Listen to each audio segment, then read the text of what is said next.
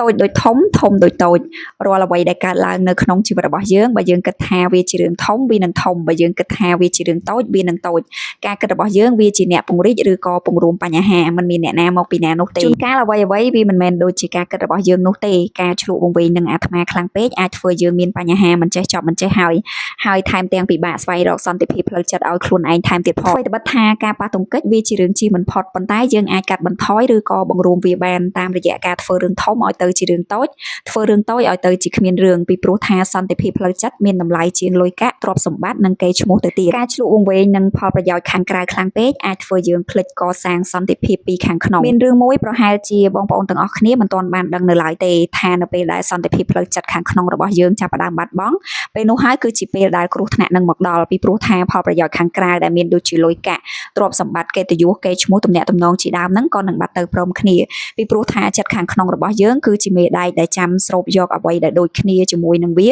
ចូលមកក្នុងជីវិតរបស់យើងបន្ថែមទៀតទស្សនៈនេះគឺមានរៀបរាប់ទាំងនៅក្នុងសាសនានិងនៅក្នុងទ្រឹស្ដីចិត្តវិទ្យាសន្តិភាពផ្លូវចិត្តរបស់យើងមិនស័ក្តិសមនឹងបដូរជាមួយផលប្រយោជន៍ខាងក្រៅបន្តិចបន្តួចនោះទេយើងគួរតែព្យាយាមរក្សាផ្លូវចិត្តរបស់យើងឲ្យបានល្អ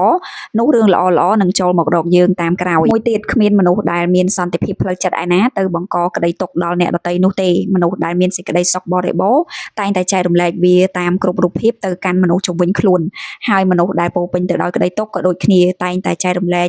ក្តីទុក្ខរបស់ខ្លួនតាមគ្រប់រូបភាពទៅដល់មនុស្សជុំវិញខ្លួនដូចគ្នាសេចក្តីសុខគឺផ្ដើមចេញពីចិត្តខាងក្នុងសុខមិនមែនរបស់ខាងក្រៅឬក៏ទំនាក់ទំនងខាងក្រៅជាអ្នកផ្ដល់ក្តីសុខឲ្យយើងនោះទេការច្រឡំថារបស់ខាងក្រៅដូចជាលុយកាក់ទ្រព្យសម្បត្តិកិត្តិយសកេរ្តិ៍ឈ្មោះទំនាក់ទំនងថាជាអ្វីដែលផ្ដល់ក្តីសុខសុភមង្គលដល់យើងអាចធ្វើយើងលងខ្លួននឹងសង្គ្រាមការប្រយុទ្ធដែលគ្មានកោះត្រារបស់ខាងក្រៅខ្លួនទាំងអស់ហ្នឹងតាមពិតទៅវាគឺคล้ายៗទេវាតែងតែបោកបញ្ឆោតយើងតែបែបនេះឲ្យដេញតាមវាដើម្បីអារម្មណ៍ជាទីប្រាថ្នាណាមួយដែលយើងហៅថាក្តីសុខមួយពេលនឹងឯងប្រៀបដូចជាចំណីអាហារការកំសាន្តនិងការគេងដូចនេះដែរវាមិនដែលធ្វើយើងមានអារម្មណ៍ថាឆ្អែតឬក៏គ្រប់គ្រាន់រហូតនោះទេ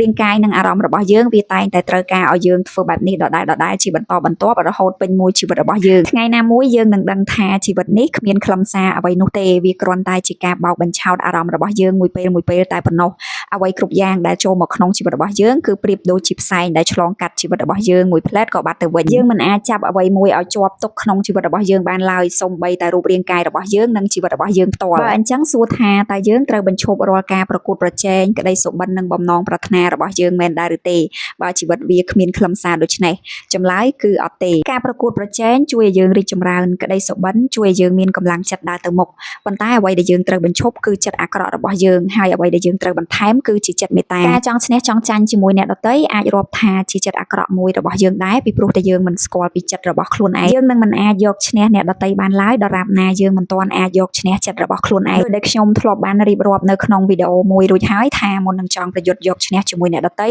យើងក៏បីប្រយុទ្ធយកឈ្នះជាមួយខ្លួនឯងឲ្យបានសិនពីព្រោះថាឈ្នះខ្លួនឯងប្រៀបដូចឈ្នះអ្នកដទៃដូចនេះដែរដូច្នេះរបៀបក្នុងការសម្លឹងមើលបញ្ហារបស់យើងនេះហើយដែលជាអ្នកធ្វើឲ្យបញ្ហានោះមើលទៅតូចឬក៏បញ្ហានោះមើលទៅធំហើយរបៀបដែលអាចជួយយើងមើលបញ្ហាបានធំទូលាយជាងមុនគឺគ្មានអ្វីក្រៅពីការអាននិងការស្ដាប់នោះទេពីព្រោះថាមានតែការអាននិងការស្ដាប់នេះហើយដែលជួយពង្រីកគំនិតរបស់យើងឲ្យចេះគិតពិចារណាឲ្យបានស៊ីជម្រៅជាងមុនសរុបមកវិញសង្ឃឹមថាវីដេអូមួយនេះនឹងផ្ដល់ជាគំនិតពិចារណាជូនដល់បងប្អូនទាំងអស់គ្នាឲ្យកើតជាប្រយោជន៍នៅក្នុងជីវិតរស់នៅប្រចាំថ្ងៃរបស់បងប្អូនទាំងអស់គ្នាជាចុងក្រោយកុំភ្លេចចុច like និងចែករំលែកវីដេអូនេះម្នាក់មួយផងប្រសិនបើបងប្អូនទាំងអស់គ្នាយល់ថាវីដេអូមួយនេះមានប្រយោជន៍ហើយសម្រាប់បងប្អូនថ្មីដែលស្ដាប់វីដេអូរបស់ខ្ញុំយូរហើយមិនថានៅលើ Facebook ឬក៏នៅលើ Channel YouTube នោះទេ